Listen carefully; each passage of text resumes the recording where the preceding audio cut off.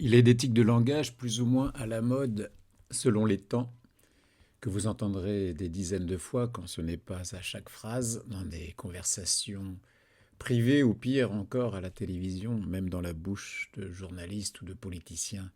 Si le quelque part, le effectivement sont moins en vogue, les du coup, après, voilà, en même temps, ont bien pris le relais.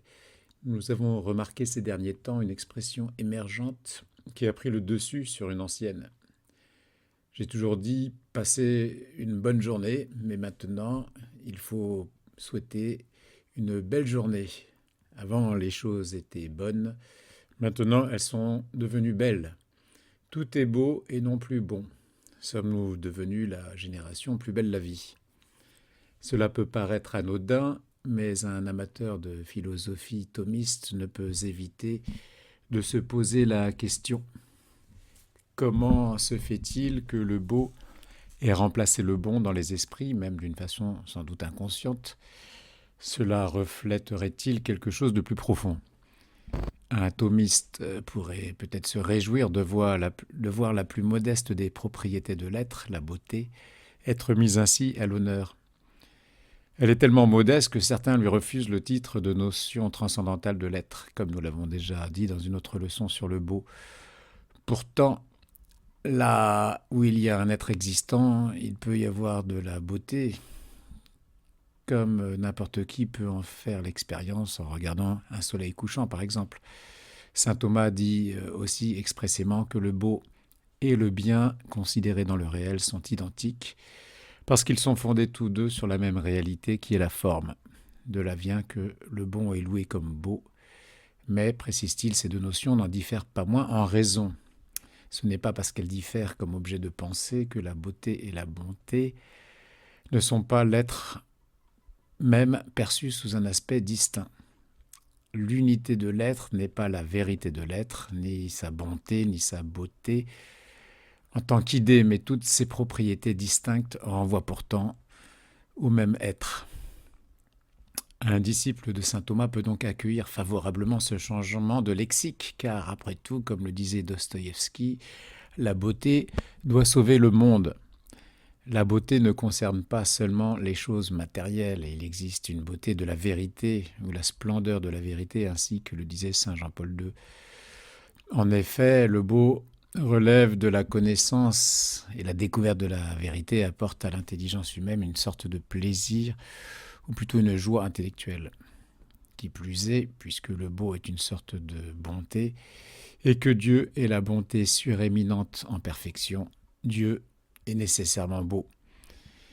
Saint Thomas décrit le beau comme une proportion harmonieuse à laquelle se rajoute une sorte de clarté. Or Dieu est lumière et clarté de façon suréminente. La beauté appartient à l'essence de Dieu, où il est la beauté en tant qu'il est l'être absolument parlant, si vous préférez.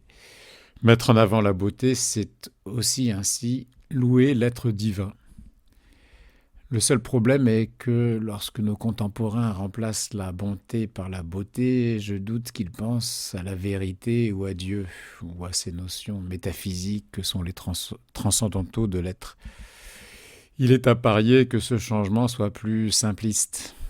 La beauté, selon la définition scolastique classique, est id quo visum placet, ce qui plaît à voir, ce qui fait plaisir à voir. La beauté est la forme en tant qu'elle est connue.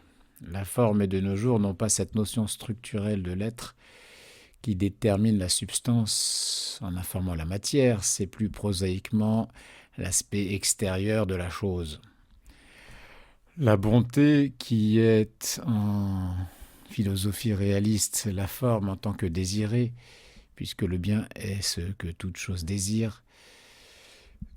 Tout bien est un désir qui cherche à apaiser l'appétit ou le mouvement de la volonté, mais si l'on parle des biens supérieurs et même du bien ultime, toute chose désire atteindre Dieu qui est la source de la bonté. C'est donc les biens spirituels ou moraux qui sont délaissés au profit des biens matériels.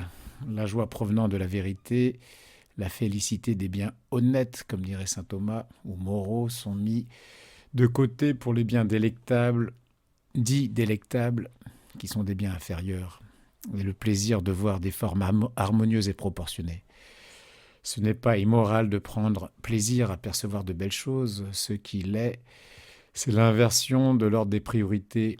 Mettre l'extérieur au-dessus de l'intérieur, faire passer le beau avant le bien, se contenter du superficiel et oublier l'essentiel. Voilà ce qui devient gênant.